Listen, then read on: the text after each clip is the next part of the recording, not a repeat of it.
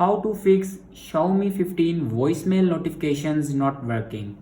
So let's start the video. First of all, turn off your do not disturb mode.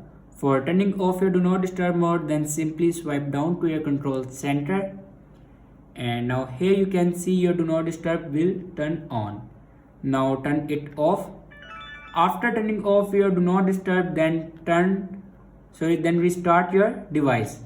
For restart your device, press and hold volume up button and power button at the same time, like that.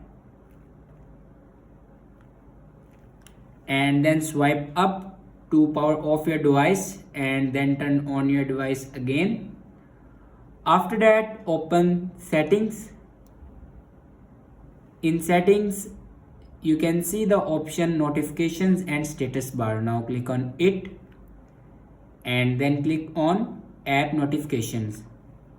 Now here you can turn on your notifications. After turning on your notifications, then go back and scroll down and click on apps and then click on manage apps. On top right corner you can see these three dots. Now click on it and then click on other settings. Now here you can see the option reset app preferences. Now click on it and then click on reset apps. After reset the app preferences, your problem will be fixed. Thanks for watching this video.